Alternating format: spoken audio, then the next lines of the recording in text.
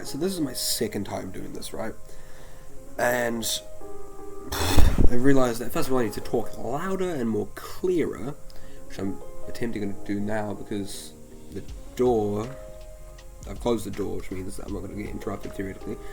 And then I've also had to fix this kind of weird aspect. If I move it now while I'm recording, can you see this?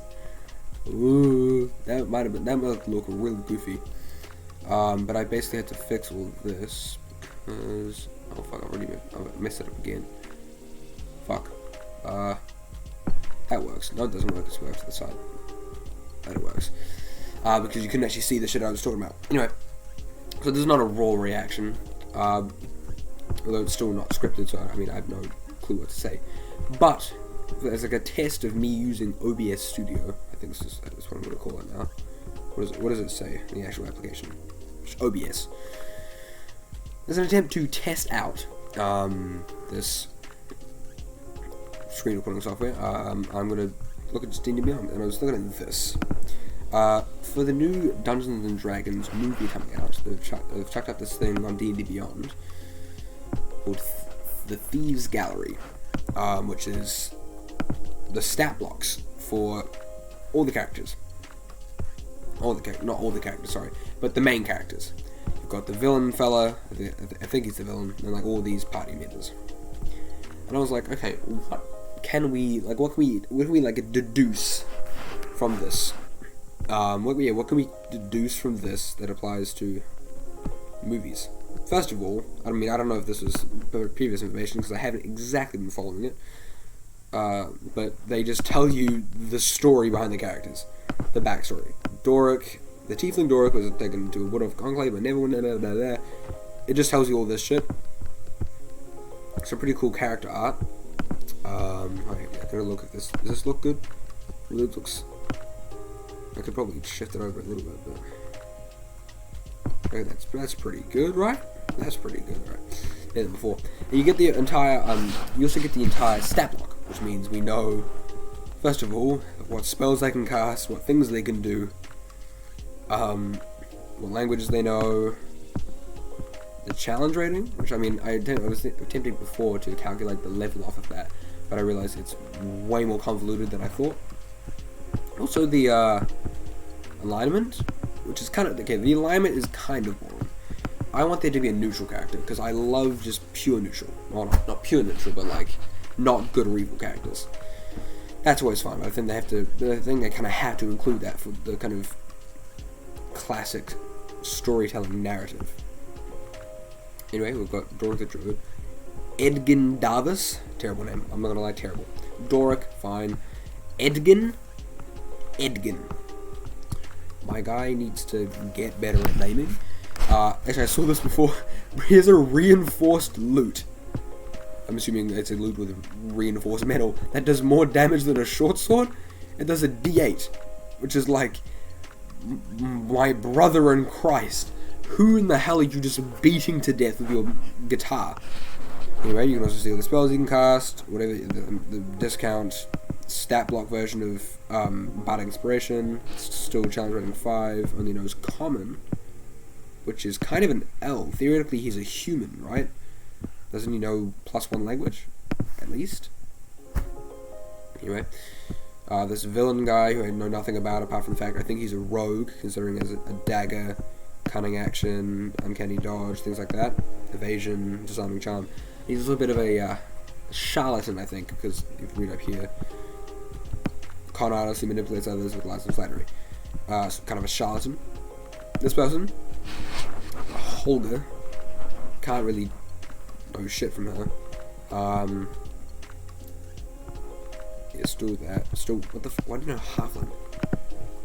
What? Can't really get what kind of barbarian she is. But this guy, Simon, he's a wild magic sorcerer, because you can see that wild magic thing. See all the hands, see all the spells you can cast, see all this other stuff. His Fey ancestry, that's kind of goofy. Yada yada yada yada. Once again, you can see, ooh, under the weight of his family name, descendant of an elf, so he's probably a noble. Oh yeah, let's see if what I can get from this. Elk tribe. That seems like an outlander to me. It's a charlatan. Entertainer maybe, or a spy. Okay. Oh yeah, probably just like a hermit or something, maybe. Hermit. Oh, the Circle of the Moon. Wow, we know the subclass. Do you know the subclass here? Carefully chosen words. He inspires. I feel like he might be of College of Valor for doing like basic Player's Handbook ones. No idea what this guy would be.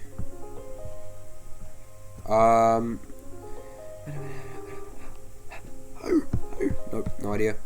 Wild Magic Sorcerer. Safina. We already know. This is my main problem with this, right?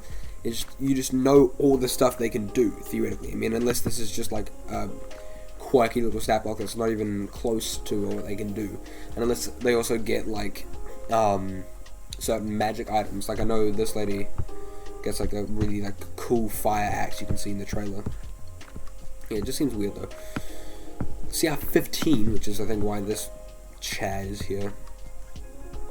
He's got this goofy, very goofy sword, which can apparently change forms into either a long sword or a short sword and dagger, which is highly goofy. Also, this guy doesn't have like any. He's theoretically a paladin, right? Yeah, exactly, humanoid paladin. But he has Aura of Protection, and then Cleansing Touch. That's it. So he has like no spells. It's like no paladin stuff. Yeah, I mean, I don't know what level they are, but I'm assuming he's a CR 10, which means he's at least up there a little bit. Yeah, I don't like how this guy is coming in later. I mean, it's kind of a classic thing where your mate could want to join the D&D campaign way later, but I don't know. I feel like it's going to be a weird narrative to have this person who's way more powerful than the others come in to fight. Because I feel like these four might team up against this fella, and then this guy comes into this state at some stage and they try to beat this lady up. But I don't know. This just seemed weird. Oh, I can click on this. Is this taking me to the trailer or something? No, that's just the image. Wow, I really needed to look at the logo for the Dungeons and Dragons movie. That was exactly what I wanted to do there. If I'm unfamiliar with the stat block format, bro, what do you mean?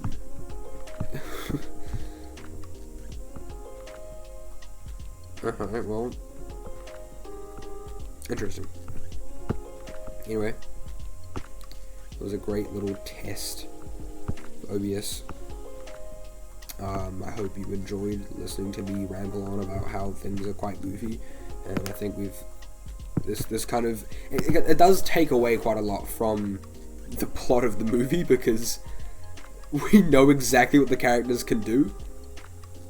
I mean, unless it's not accurate. So I don't know. It's quite weird.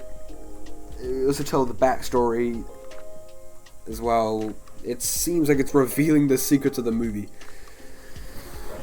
Anyway, I don't even know if I'm gonna watch this thing. I might actually wait for the reviews. Who knows? But I guess see you in a bit. I might stream sometime because I want to play Deep Rock Galactic on the stream. So anyway, bye bye. Have a great time with your existence. Watch the Dungeons and Dragons movie if you want. I don't know your life. I don't know how to speak. Alright. I'm gonna shut the fuck up. Wait, that's my... sure. That's the impromptu outro. I'm gonna shut the fuck up now. See you later. Yar.